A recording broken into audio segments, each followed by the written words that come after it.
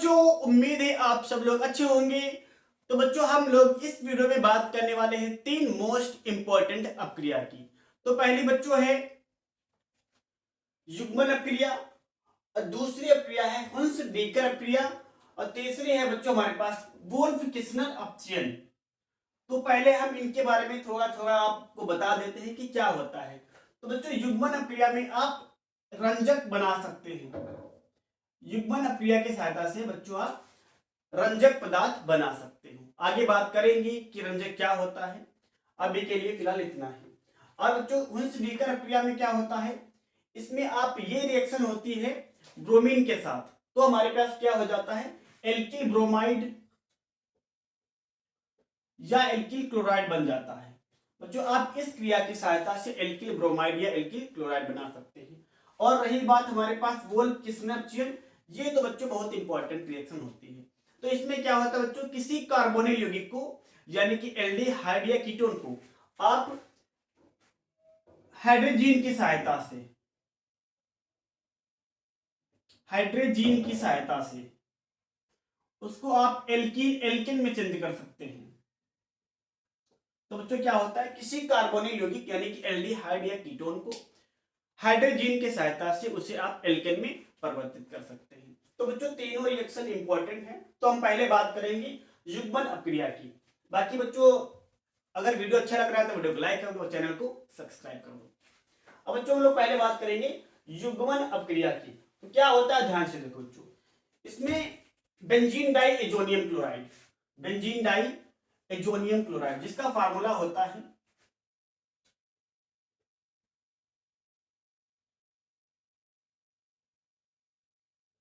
आप इसको इस तरीके से लिख सकते हैं C6H5N2Cl, benzene diazonium chloride. तो बच्चों इसको आप फिनॉल या बेंजीन डाई एजोनियम क्लोराइड को फिनॉल या कोई दूसरा फिनॉल या कोई दूसरा एरोमेटिक एमीन जैसे हमारे पास हो जाता है C6H5NH2 इनके साथ बच्चों हम लोग इसको अम्ल या क्षार की उपस्थिति में गर्म करते हैं। किसी अम्ल या क्षार की उपस्थिति में गर्म करते हैं। टेम्परेचर रहता है 0 से 5 डिग्री। तो हमारे पास ये जुड़कर रंजक बनाते हैं। हाँ बच्चों, युग्मन जो हमारे पास यहाँ युग्मन होता है, युग्मन का मतलब होता है किन्हीं भी पदार्थ को जोड़ना, तो क्या होता है बच्चों, इसकी अगर लैंग्वेज की बात कर लें, जब बेंजीन डाई एजोनियम क्लोराइड को फिनाल या किसी दूसरे एरोमेटिक एनिलीन के साथ गर्म करते हैं तो हमारे पास ये युग्मन की सहायता से रंजक बनाते हैं, यानी कि हमारे पास ये रंजक बनाते हैं। इसे हम लोग बोलते हैं युग्मन अपक्रिया। तो बच्चों अब रंजक क्या होते हैं, ध्यान से सुनो। रंजक की बात करेंगे हम लोग। रंजक क्या होते हैं बच्चों, ये ऐसे यौगिक होते हैं जो रंगीन होते हैं। ये रंगीन या कलर्ड यौगिक होते हैं बच्चों। तो आप इनका यूज कहाँ कर सकते हैं, इनका यूज दूसरे पदार्थों को इनकी सहायता से रंग सकते हैं। यानी कि आप इनकी सहायता से कपड़े कलर कर सकते हैं, इनकी सहायता से आप बालों को कलर कर सकते हैं। तो बच्चों इनकी सहायता से रंजक पदार्थ बनाए जाते हैं। तो इसकी हम लैंग्वेज बच्चों लिख दे रहे हैं। अगर लिखना है तो नोट कर लेना, अगर नहीं लिखना है तो कोई बात नहीं बच्चों। तो बच्चों क्या होता है, benzene diazonium chloride, benzene di, हम यहाँ पर सूत्र लिख दे रहे हैं बेंजीन डाई एजोनियम क्लोराइड का। बेंजीन डाई एजोनियम क्लोराइड तो बच्चों जब फिनॉल C6H5OH या कोई एनिलीन C6H5NH2, फिनॉल या कोई दूसरा एरोमेटिक एनिलीन या एमीन के साथ कोई अम्ल या क्षार की उपस्थिति में,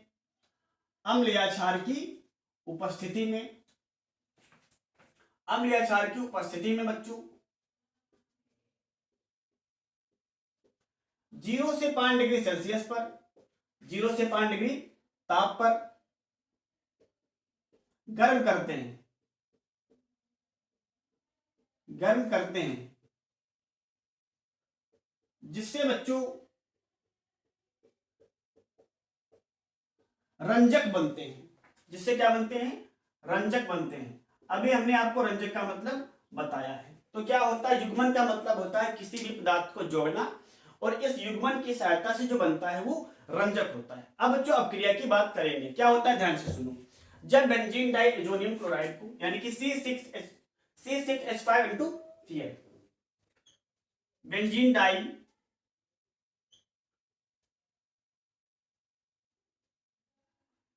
फिनॉल के साथ गर्म करते हैं बच्चों, ध्यान से देखो, फिनॉल के साथ उपस्थिति होती है हमारे पास कोई अम्ल या क्षार, कोई एक अम्ल या क्षार। टेम्परेचर रहता है 0 से 5 डिग्री सेल्सियस, 0 से 5 डिग्री सेल्सियस। तो हमारे पास क्या होता है? एक रंजक बनता है, यानी कि ये दोनों हमारे पास बेंजीन डाई एजोनियम क्लोराइड और जो ये फिनॉल है आपस में जुड़ जाते हैं। कैसे जुड़ते हैं? ध्यान से सुनो। यहां से क्या होता है बच्चों? हमारे पास क्लोरीन हट जाता है और यहां से एक हाइड्रोजन, ध्यान से देखो, यहां से एक क्लोरीन और यहां से एक हाइड्रोजन, जिससे क्या निकल जाता है? HCl बन जाता है। क्या निकलता है? HCl बन जाता है। अब ध्यान से देखो क्या बचता है हमारे पास। यहां पर इस तरीके से हो जाता है C6H5 नाइट्रोजन, यानी कि एक वैलेंसी यहां पर खाली हो जाती है। और यहां से जब हाइड्रोजन हटा देते हैं हम, क्योंकि आप जानते हो फिनॉल के पास यहां चारों तरफ, पांचों तरफ ऊपर वाले सिरे पर OH लगा होता है, बाकी जो 5 कार्बन होते हैं उनके स्थान पर एक एक हाइड्रोजन लगा होता है। तो जब आप यहां से एक हाइड्रोजन हटा दोगे तो फिनॉल की ये वाली वैलेंसी खाली हो जाएगी। फिनॉल की ये वाली वैलेंसी बच्चों खाली हो जाएगी। तो हमारे पास नाइट्रोजन की ये वैलेंसी खाली है और फिनॉल की ये दोनों आपस में जुड़ जाते हैं, जिससे एक रंजक बनता है। आप हम बच्चों इसको इस तरीके से लिटा करके लिखेंगे, यानी कि हमारे पास ये है बेंजीन डाई एजोनियम क्लोराइड था, यानी कि यहां से हमारे पास एक Cl हटा दिया तो एक वैलेंसी खाली हो गई, और यहां से जो फिनॉल था इसकी एक वैलेंसी खाली है। तो इसके साथ अब हम इस फिनॉल को जोड़ देंगे, इसके साथ इस फिनॉल को जोड़ देंगे। प्लस क्या बचा था हमारे पास बच्चों? HCl। तो हमारे पास अब देखो ये नाइट्रोजन की भी वैलेंसी पूरी हो जाती है, यहां पर भी वैलेंसी पूरी हो जाती है, और जो मेरे पास फिनॉल था, जो ये वाली वैलेंसी खाली थी, वो वाली भी आपस में दोनों जुड़कर दोनों की संयोजकताएं पूरी हो जाती हैं। तो इस तरीके से बच्चों बन जाता है रंजक। ये बच्चों ऑरेंज कलर का होता है। ये रंजक कैसा होता है? ऑरेंज कलर का। इसका रंग होता है ऑरेंज रंजक होता है, यानी कि जो हमारे पास ये रंजक प्राप्त होता है ये होता है ऑरेंज कलर का। इसका बच्चों नाम क्या होता है? Para hydroxy azobenzene. Para hydroxy, क्योंकि हमारे पास जो OH समूह है वो पैरा पर जुड़ा हुआ है, तो para hydroxy, hydroxy azobenzene, azobenzene. तो बच्चों आप लगा सकते हो यहाँ पे क्या, जब बेंजीन डाई एजोनियम क्लोराइड को इस तरीके से गर्म करते हो तो एक क्लोरीन और आपस S हाइड्रोजन इससे बना लेता है और बेंजीन डाई एजोनियम क्लोराइड बन जाता है, जिससे हमारे पास ऑरेंज रंजक बनता है, जिसका नाम होता है पैरा हाइड्रोक्सी एजोबेंजीन। अब बात करेंगे बच्चों हम लोग, आप एनिलीन भी लगा सकते हो यहाँ पर। अगर आप फिनॉल नहीं लगाना चाहते हैं तो आप क्या लगा सकते हो? एनिलीन लगा सकते हो, या दोनों एग्जाम्पल आप बोर्ड एग्जाम में दिखा सकते हो। तो अब हम बात करने वाले हैं एनिलीन की, लगाने की बात करेंगे। क्या लगाएंगे? फिर बेंजीन डाई एजोनियम क्लोराइड को गर्म करेंगे एनिलीन के साथ, तो यहाँ पे वही होगा C6H5 इंटू Cl। यहाँ पे क्या हो जाएगा? NH2 जुड़ जाएगा। यहाँ पे क्या जुड़ जाएगा? NH2 समूह, जिससे यहां से एक क्लोरीन और यहां से एक हाइड्रोजन हट जाएगा। कंडीशन बच्चों वही रहेगी हमारे पास, अम्ल की उपस्थिति या क्षार की उपस्थिति, 0 से 5 डिग्री का टेम्परेचर। अब क्या होगा? ध्यान से देखो, यहां से एक HCl निकल जाएगा, HCl निकल जाएगा। क्या बचेगा? ध्यान से देखो इधर,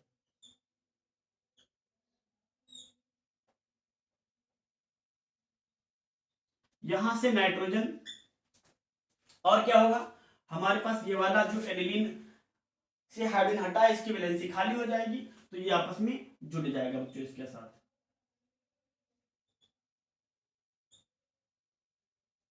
तो हमारे पास इस तरीके से दूसरा रंजक बन जाता है। तो बच्चों इसका नाम होता है para hydroxy, para hydroxy azobenzene, para hydroxy azobenzene, ये बच्चों हाइड्रोक्सी नहीं होता है, पैरा एमिनो, क्योंकि यहाँ पे OH था तो ये था पैरा हाइड्रोक्सी एजोबेंजीन, यहाँ पे क्या जुड़ा है एमीन समूह, तो हो जाएगा para amino, para amino, para amino azobenzene, azobenzene. तो बच्चों आपको नाम याद नहीं करना है, यहाँ पे OH था हमारे पास तो पैरा हाइड्रोक्सी एजोबेंजीन हो गया ये, यहाँ पे NH2 था तो पैरा एमिनो एजोबेंजीन। तो बच्चों आप इस रिएक्शन को नोट कर लें। अब फिर हम बात करने वाले हैं बच्चों हुंस-डीकर अपक्रिया की। तो अब हम बात करेंगे बच्चों हुंस-डीकर अपक्रिया की, ध्यान से देखिए, इसको हम मिटा रहे हैं बच्चों। अब बात करने वाले हैं हुंस-डीकर अपक्रिया की।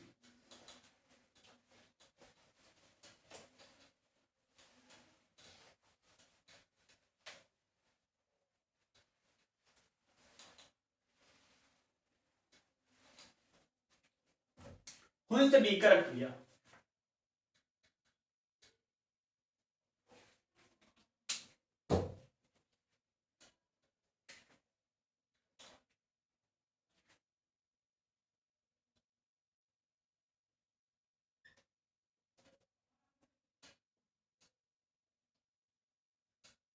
बच्चों हुंस-डीकर रिएक्शन, इसमें क्या होता है मोनोकार्बोक्सिलिक अम्ल का सिल्वर लवण, मोनोकार्बोक्सिलिक अम्ल बच्चों जानते हो जैसे इस तरीके से RCOOH, इसके स्थान पर लिख सकते हो CH3COOH, इस तरीके से।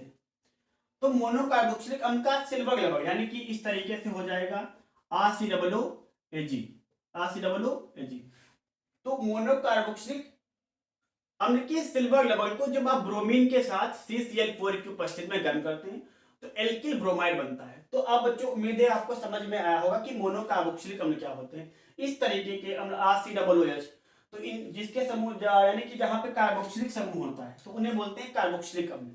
तो हमारे पास क्या होता है, तो मोनोकार्बोक्सिलिक अम्ल का सिल्वर लवण, इसमें जो रिएक्शन होती है ब्रोमीन या क्लोरीन के साथ, वो रिएक्शन करता है मोनोकार्बोक्सिलिक अम्ल का सिल्वर लवण। कौन सा लवण, यानी कि जो हमारे पास मोनोकार्बोक्सिलिक अम्ल में होना चाहिए सिल्वर होना चाहिए। तो रिएक्शन की बच्चों बात कर लें, मोनोकार्बोक्सिलिक अम्ल के सिल्वर लवण, मोनोकार्बोक्सिलिक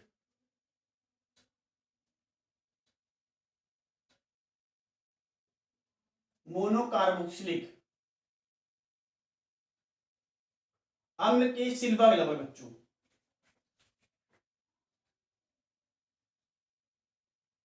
सिल्वर लवण की क्रिया ब्रोमीन के साथ, ब्रोमीन के साथ करते हैं।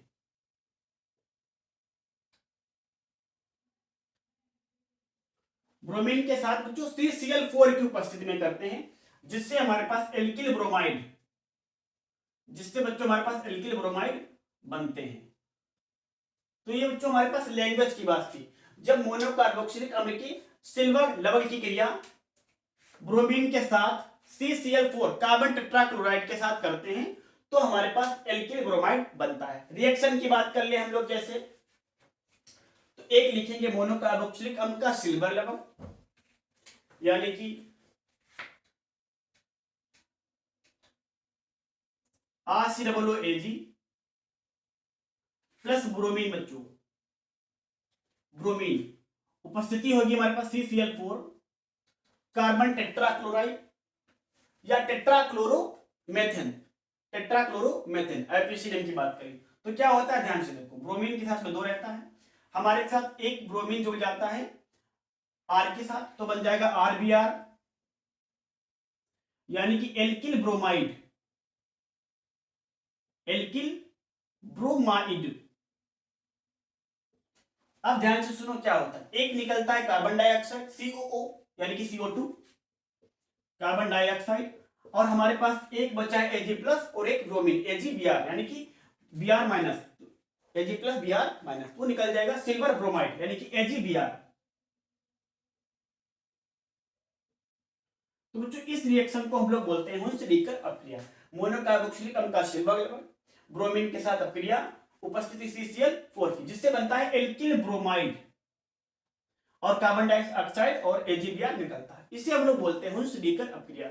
अगर बात कर ले उदाहरण की, आप चाहे जितने कार्बन का एल्किल ब्रोमाइड बना सकते हैं, एक कार्बन का, दो कार्बन का। यदि आप यहाँ पर CH3 लगा देंगे, R के स्थान पर क्या लगा देंगे, CH3, COOAG, तो हमारे पास हो जाएगा, यहां पर भी क्या हो जाएगा, CH3Br, CH3Br, तो हो जाएगा मेथिल ब्रोमाइड। यदि आप यहां पे लगा देंगे C2H5, C2H5COOG, तो यहां भी हो जाएगा C2H5Br, C2H5Br, तो वो हो जाएगा एथिल ब्रोमाइड।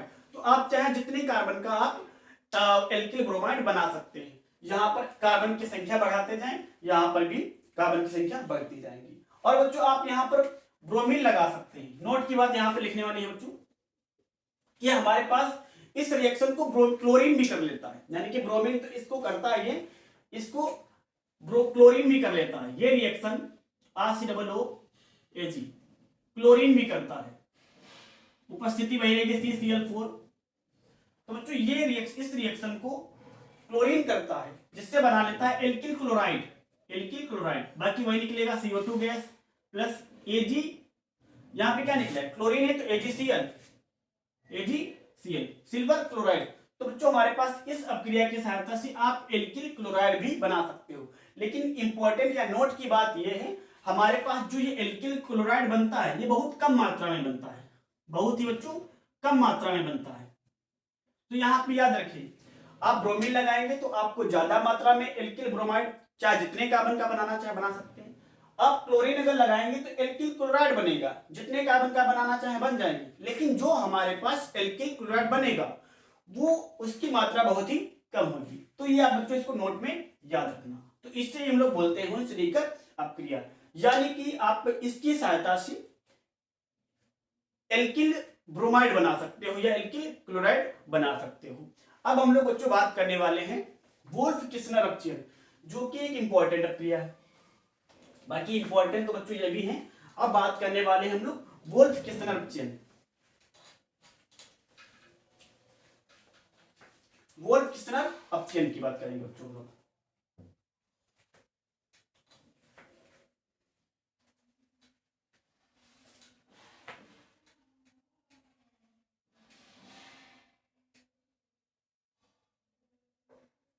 वोल्फ किस्नर अपचयन,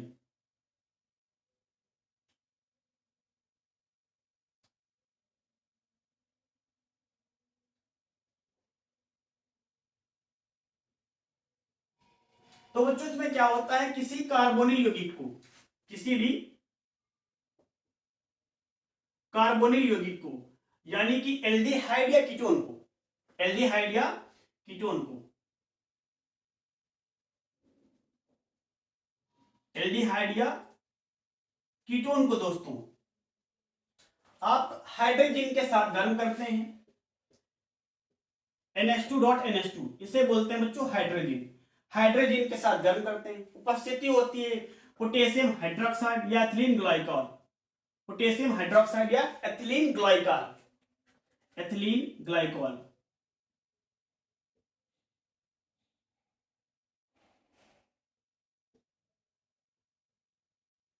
जिससे हमारे पास बच्चों क्या होता है, ये एल्डिहाइड या कीटोन एल्केन में परिवर्तित हो जाता है। तो लैंग्वेज की बात कर लें बच्चों, क्या होता है ध्यान से सुनो, वह क्रिया जिसमें कार्बोनिल यौगिक को, या आप लिख सकते हैं एल्डिहाइड या कीटोन को, तो वह क्रिया जिसमें कार्बोनिल यौगिक को हाइड्रोजन के साथ एथिलीन ग्लाइकॉल या पोटेशियम हाइड्रोक्साइड की उपस्थिति में, टेम्परेचर होता है बच्चों 553 से 453 से, बच्चों टेम्परेचर याद रखना पड़ेगा आपको, 453 से 473 केल्विन। टेम्परेचर कितना होता है, 453 से 473 ताप पर गर्म करते हैं, जिससे हमारे पास ये कार्बोनिल यौगिक एल्केन में परिवर्तित हो जाता है, कार्बोनिल यौगिक एल्केन में बदल जाता है। तो एक बार फिर से बोल रहे हैं, कार्बोनिल यौगिक को हाइड्रोजन के साथ पोटेशियम हाइड्रोक्साइड या एथिलीन ग्लाइकॉल, पोटेशियम हाइड्रोक्साइड और एथिलीन ग्लाइकॉल के साथ या की उपस्थिति में 453 से 473 केल्विन ताप पर गर्म करते हैं, जिससे बच्चों एल्केन बनते हैं। तो हम इसकी लैंग्वेज लिख भी दे रहे हैं, जिसको नोट करना है बच्चों नोट कर ले।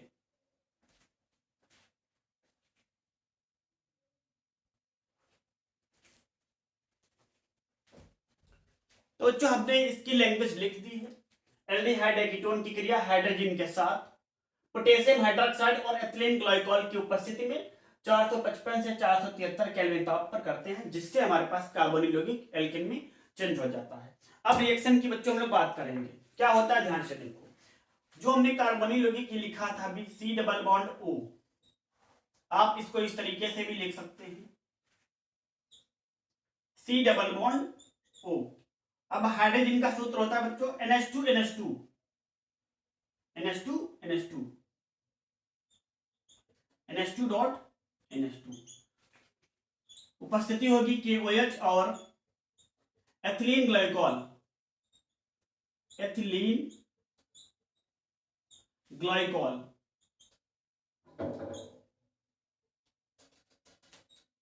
टेम्परेचर होगा बच्चों 455 से 473 केल्विन, 455 से 473 केल्विन। क्या होता है ध्यान से सुनो, हमारे पास ये ऑक्सीजन जो हमारे पास कार्बन और ऑक्सीजन यहाँ पे जुड़े हुए हैं डबल बॉन्ड के साथ, तो हमारे पास ये ऑक्सीजन एक हाइड्रोजन के साथ अलग हो जाता है। एक का यानी कि एक जो ऑक्सीजन दिख रहा है आपको ये ऑक्सीजन हाइड्रोजन के साथ अलग हो जाता है, तो निकल जाता है बच्चों H2O। क्या निकलता है, जल निकल जाता है। अब क्या होता है ध्यान से सुनो, हमारे पास जो एक कार्बन था इसकी दो वैलेंसी खाली हो जाती है, इसकी दो वैलेंसी खाली हो जाती है क्योंकि यहां से ऑक्सीजन हट गया है, तो यहां पर दोनों वैलेंसी खाली हो जाती है। अब क्या होता है ध्यान से सुनो, दो हाइड्रोजन जो बचे थे इस वैलेंसी को पूरा कर देते हैं, दो हाइड्रोजन इस वैलेंसी को पूरा कर देते हैं और हमारे पास क्या निकल जाता है, नाइट्रोजन गैस निकल जाती है।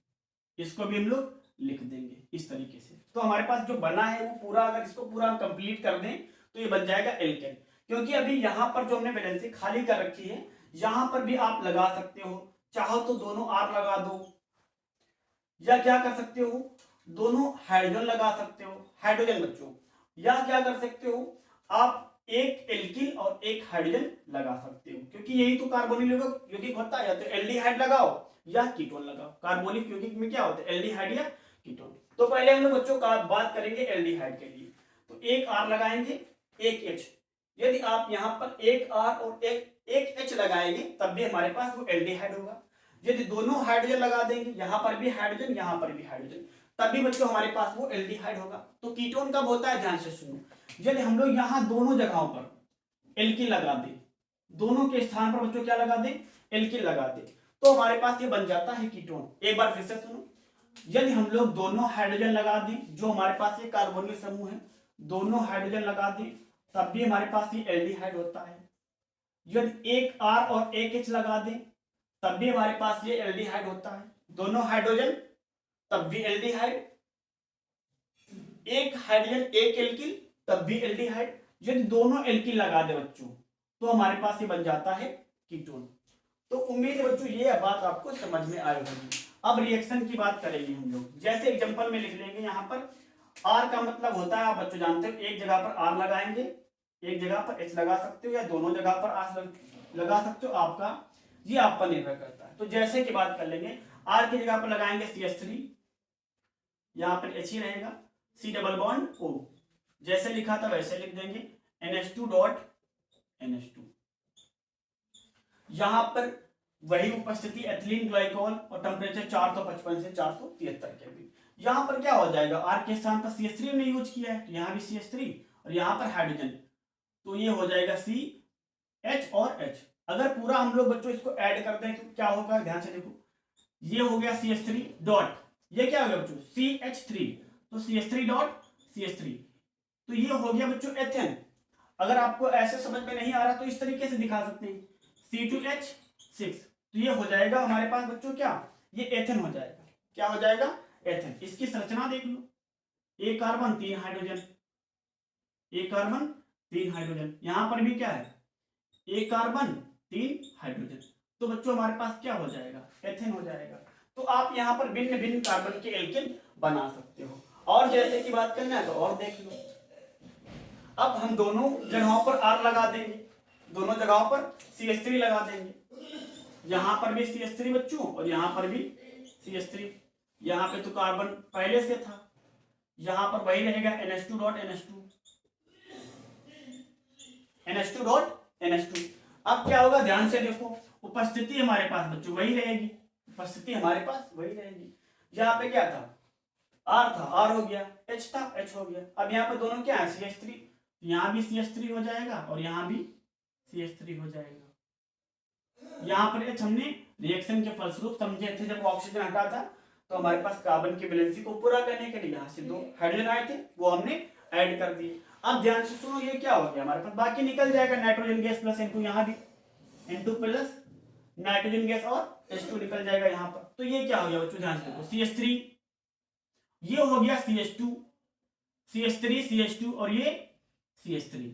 तो बच्चों हमारे पास है 3 कार्बन का एल्केन बन गया। तो ये हो गया बच्चों मैथ एज प्रूफ, तो ये हो गया प्रोपेन। क्या हो गया बच्चों, प्रोपेन हो गया ये। तो आप चाहो जितने कार्बन के आप यहाँ पर एल्केन बना सकते हो। तो बच्चों अगर ये वीडियो अच्छा लगा हो तो वीडियो को लाइक कर दो और चैनल सब्सक्राइब कर दो। तो आपको उम्मीद है बच्चों तीनों रिएक्शन समझ में आई होंगी। पहली थी बच्चों कौन सी हमारे पास, युग्मन क्रिया, दूसरी थी बच्चों हुल्सडीकर क्रिया और तीसरी थी हमारे पास वोल्फ-किस्नर अपचयन। बच्चों अब क्या करना है आपको, ये वीडियो आपको करना है और इसको एक बार अपनी कॉपी पर प्रैक्टिस जरूर करें और वीडियो को अपने दोस्तों में शेयर जरूर करो।